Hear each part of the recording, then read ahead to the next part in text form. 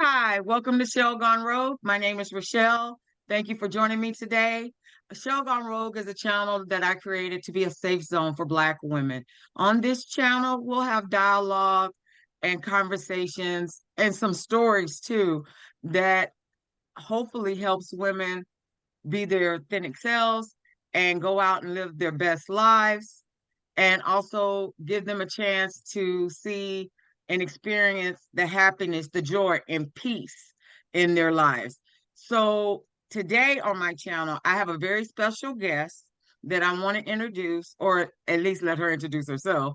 Um, this is someone who is on a great journey, and it got deferred a little bit, but it still is not denied. Let me go ahead and let her introduce herself, and we'll start our conversation from there. Annalise, please introduce yourself and tell us more about you. Hi, I'm Annalise Richards. I am a newly retired school teacher, and I am returning back to my dream of pursuing acting and filmmaking and screenwriting. Okay, thank you very much for that introduction. Now, if you see me looking down, don't think I'm not paying attention to you. I'm looking at my notes to make sure I got some good information and good questions to ask you. And again, thank you for joining me today. First of all, let me make sure I say welcome to my channel. And your thing that makes you unique. I want you to give us a little background about yourself and what journey you're on. Tell me what makes it unique for us that we need to know about you. Well, I would say I graduated from the University of Houston with a degree in theater and a minor in film studies. Mhm. And then I was a professional actor for about 15 years. Um, and in between that, I had a little crossroads of getting married and having a family.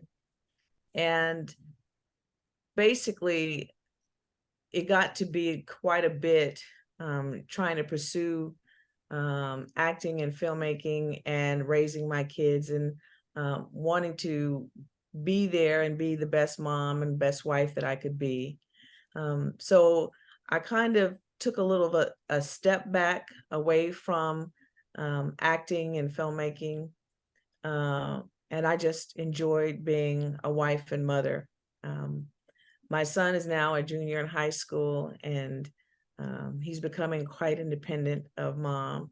So I've found that it was important to me to really be all that I feel like I was intended to be. Okay. And so this year, after 25 years, I retired from the school district, and I am now pursuing acting and filmmaking and trying to pick back up where I left off in a world that has changed in these last 20 plus years. So, Okay. Well, then in that case, welcome back to the world of acting. thank And you. can you tell us a little bit about what have you noticed since you've stepped back into it? Um, what have you noticed? Anything change? Anything stayed the same? A lot has changed. And I would say in 93, in pursuing acting and filmmaking in the Houston area, it was something that was very hard to do. There are not a lot of people that I could connect with at the time, even though we had some groups that we could come together. Uh, the ability to just really collaborate with others just really wasn't there. But in 2023, the vision that I had in 1993 kind of seemed like it was impossible. In 2023, people are already doing it. Mm. So I will say it seems like the filmmaking world has gotten smaller in a way.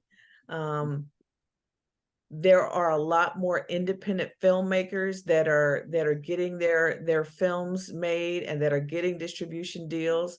And so the doors are a lot more open because there are a lot more streaming services and a lot more avenues of being able to actually run into other people who are wanting to do this thing that I was trying to do back in 93.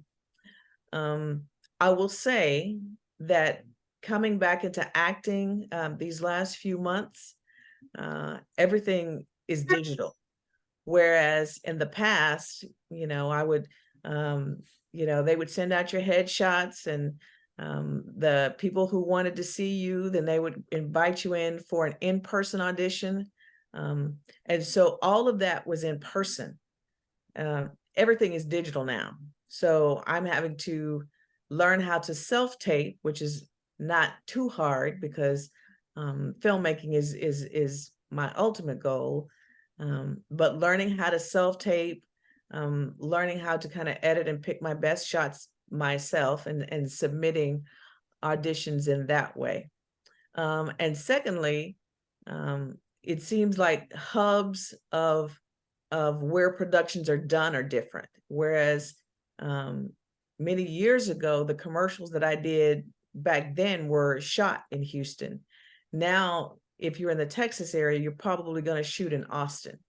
So there may be a little bit more travel. And back then, if you wanted to be a musical theater or Broadway actor, then clearly you would go to New York. Or if you wanted to be in film, then everybody's moving to California. Now you don't have to do that. Now you have more hubs that you can find work and learn your craft.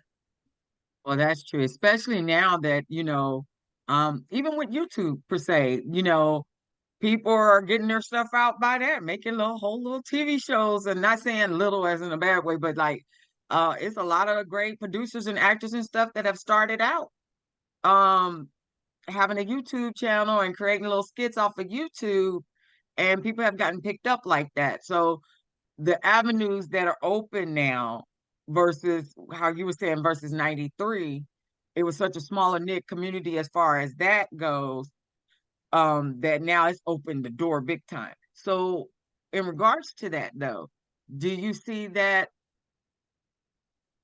as a positive or a challenge, or how do or is it both sides to that, do you think, or I think for the most part, it's a positive, because okay, if you're a storyteller, you really want to get your story seen, and someone is out there that needs to see your story, and they will have an avenue. And I don't discount. I think YouTube is a great way to get your story seen and others to connect with you, and developing a following as well. The only thing that I would say that I would be careful of as an actor is when you're pursuing these independent projects without an agent.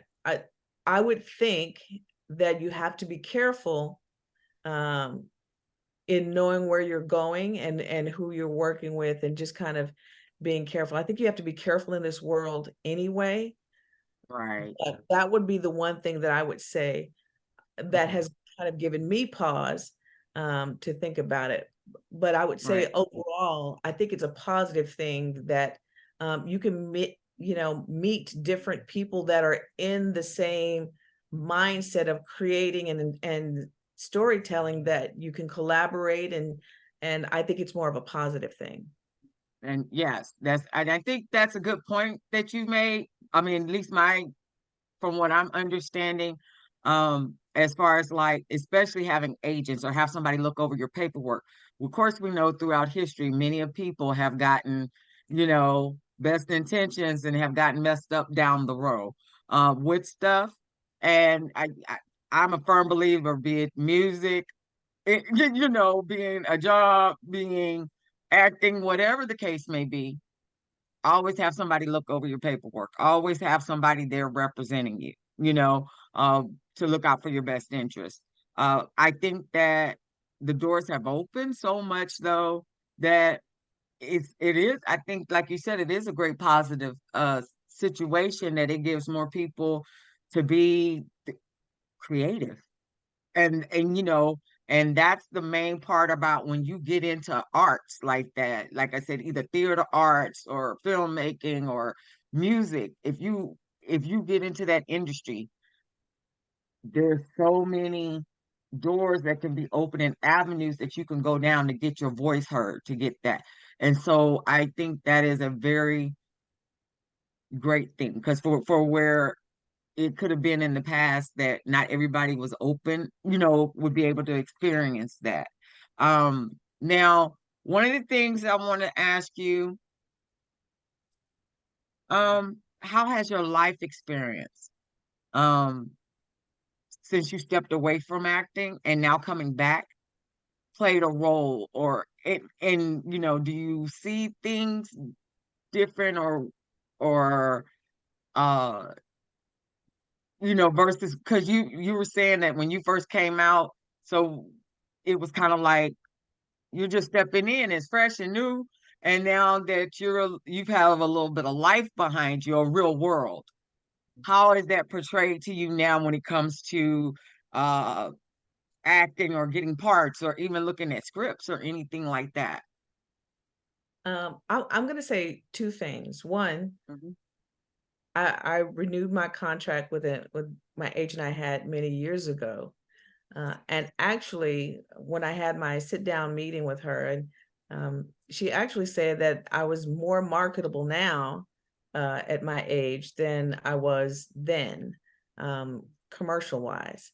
And I have had quite a few auditions for commercials than I did in the past. I will say that. One of the things that I do remember, which I um, you go on a lot of auditions and you're just Mm-hmm. waiting for just, that one or two to come along. So I Right. remembered that really quickly after I started back auditioning. I will say, however, though, I think I had to have lived life some to grow as an actor. Since I've retired, I've gotten back into acting. I started before I retired with doing some local theater because I love theater. And what happened when I took an acting class? Now, I took an acting class with other young actors, and I was one of the older actors in the class, and that was something that I needed to do to get back into being directed by someone. Is that as a person who's lived through a lot more experiences now than when I was 21 and 22, I was able to pull on more things and make stronger choices as an actor. And I was able to, when you're looking at a script and you are working with someone, now I look at things differently. Meaning, if in this scene's relationship, I am not necessarily going to jump to, oh, that's what this is, and I'm going to play it this way.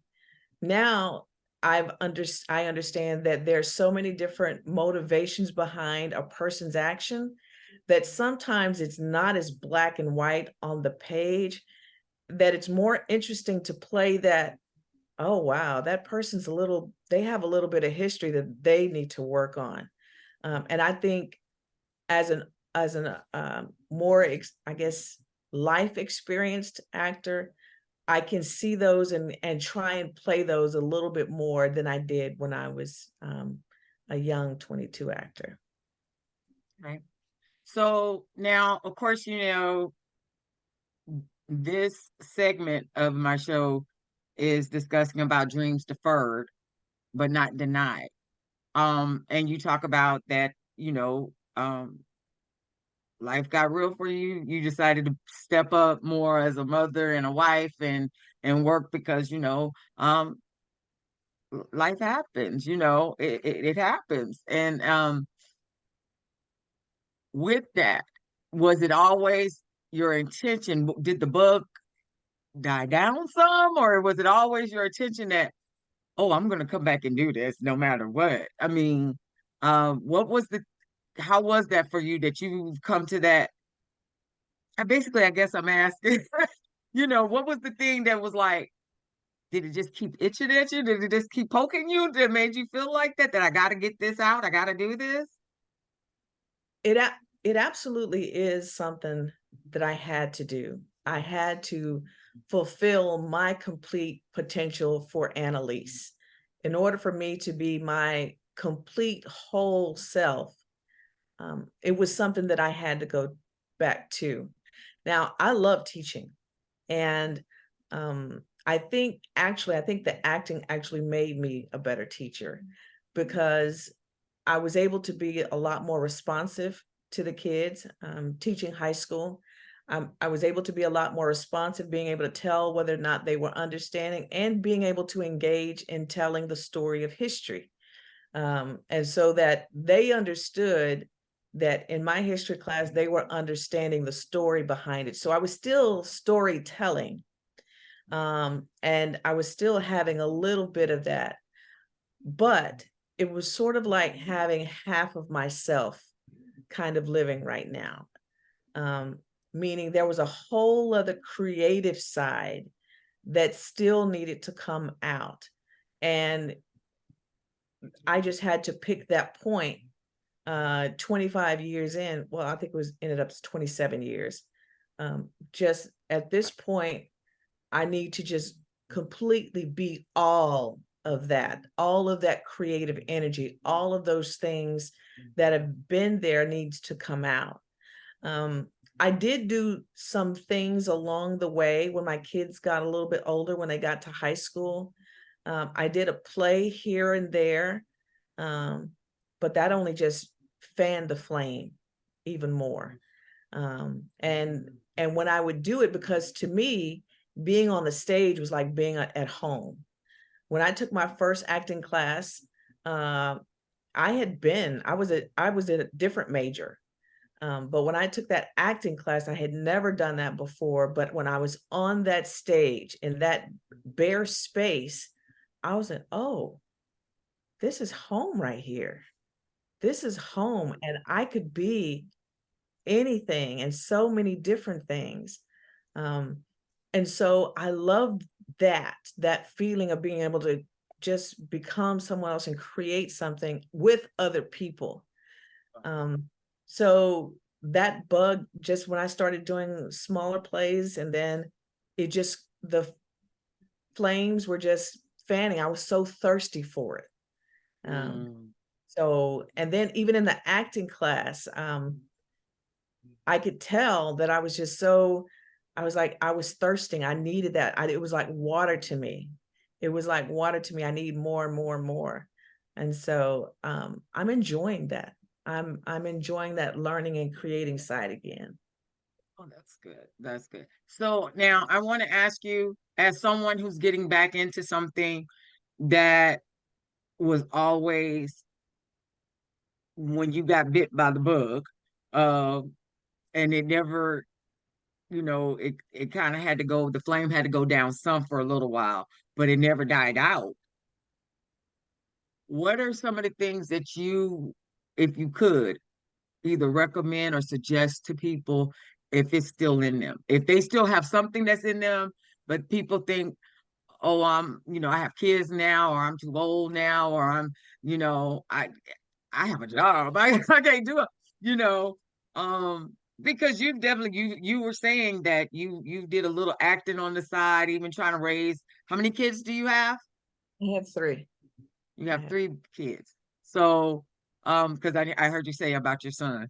And so you have three kids, so you were trying to, your wife, mother, working full time. And I believe you also went back and got a master's degree in that whole genre of life too. So all that happening, and you were still trying to do a little bit here and there where it started picking up more toward the end, right? So can because I think that I wouldn't be an expert in that one. I'm just barely trying to get down the road. What are some of the ways that you could think maybe other people that's listening to your story um could give them words of encouragement or help them try to think of ways that they can still participate in stuff that they may have always wanted to do?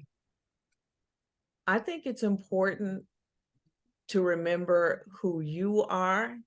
Hmm. Uh, the role of wife and mother and teacher and employee, those are just the roles that I play. Okay. Um, but I need to be true to Annalise and Okay. who Annalise is, and still holding on to that. So forever you're somebody's wife, or you're somebody's mom, or that's my teacher, but who you are. And I would say that you have to find time for yourself. And that's when I started doing more writing, because that creativity wasn't coming out in the acting side. It Hmm. forced me to move more toward writing. And writing is it's a task, and you have to be disciplined to sit down and write. But there were so many creative ideas that were coming in my head that I needed to just, even if I was just writing down snippets. So I would say, for anyone who has something that they've kind of let go of, but they really need to do a little bit of it somehow. Find some way, find that quiet time. Um, Sometimes I would find myself when everyone is asleep, like maybe 1 or 2 o'clock in the morning. That would be when I would write some things, and it may just be a scene that I have somewhere here. It may just be the germ of an idea that I have something here. So I would say you have to find those places where you can have that quiet time for you, and to do that which kind of feeds your soul. Um, and I would say it's important if you could have someone that is kind of your cheerleader in your corner a little bit too. I've always had, my sister to encourage me and to push me on the things that they think I could do. And so that's helpful too. If Yeah. you can find someone, who has your back in your corner, and it does not matter how old you are. It does not matter, honestly. Um, and you're doing that to fulfill yourself. So I don't see how, even if you make mistakes, I don't see how that could ever be a failure. That's just something you learn. Um, so that's what I would Okay. say. Thank you. And I'm gonna, because I know I was laughing in there somewhere, but I have to let the audience in on a secret. Her biggest cheerleader that she's talking about, that has her back besides her kids and her husband. And that's me. I'm her sister. That's and I will always have her back on anything that she puts her heart and her mind into. That's one of the reasons why I wanted her on here today, because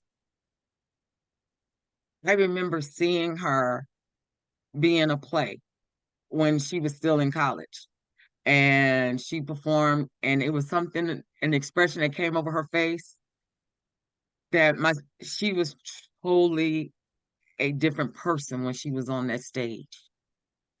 And my sister is a great teacher also. When she taught high school, when my sister retired and I threw her a retirement party, for those people that came and her former students, and my sister had been teaching for over, what did you say, 25, 27 years is when you retired?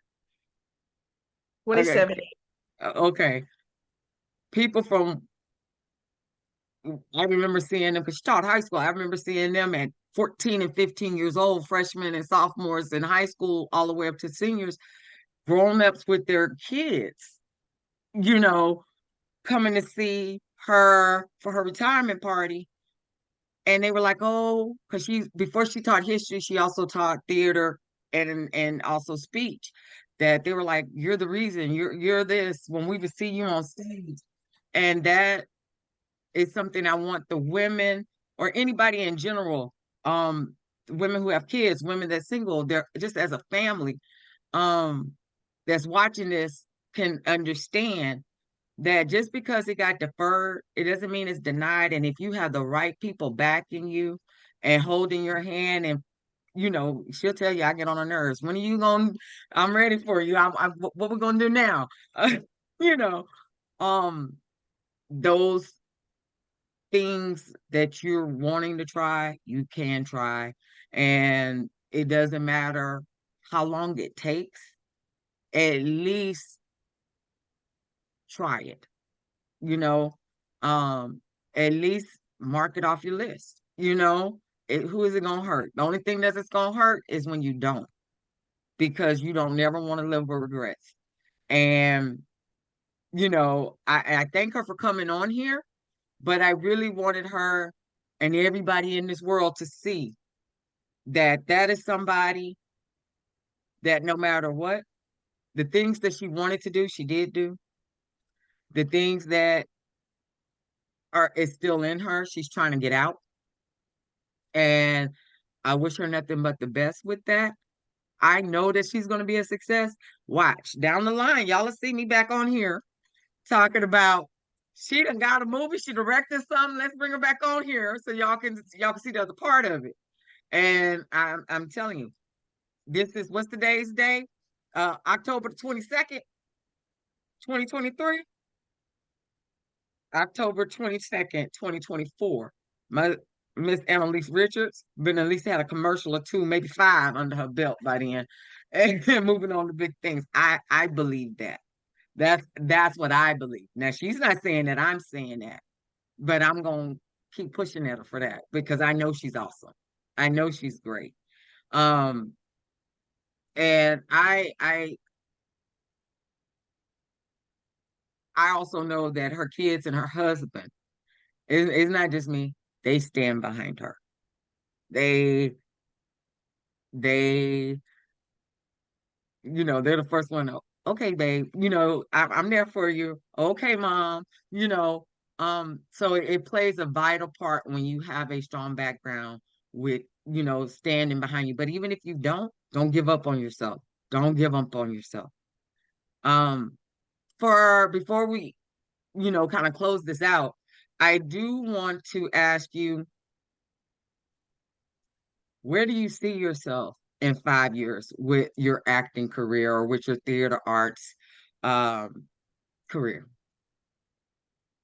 I want to say that um, I'm giving myself this first year or two to really get back into learning the business of filmmaking again Mhm. and strengthening that. But in 5 years, making films, making Make your film, films. and really, I have so many ideas in my arsenal already. Um, I just need to flesh them out and just start producing them. So, producing films, I do. I don't know if I would do that within 5 years, but my ultimate goal is I would love to have um, a school that teaches theater, a theater school Mm, for uh, both adults that want to learn the craft of acting, um, as well as um, kids who want a little bit more than beyond what's in their school. So almost okay. like a repertory theater. So because theater is my passion in my home, I want to have that place of growth, but definitely filmmaking, just filmmaking. Okay. Well, I thank you for coming on Shell Gone Rogue. I appreciate you being here with me today. I know I had to bug you enough, but I really thought it was something I saw as amazing. And, to think that 20 years later, it was still in you. And I see that as an encouragement for other people to be able to share that and with them to know that it's still doable. So I thank you for taking the time out to sit here with me today to discuss that. And for everybody watching today, be on the lookout for my sister Annalise Richards. Y'all are gonna know her name big time. Um, thank you so much for joining us today, Annalise. Thank y'all for joining Shell Gone Rogue. And remember, this is a channel just to help women find ways to simply slay life. And I hope you liked the conversation today. If you did, Don't forget to hit that subscribe button and share with your friends. Y'all have a good day. See y'all later. Bye bye. Thank you, Annalise. Thank you.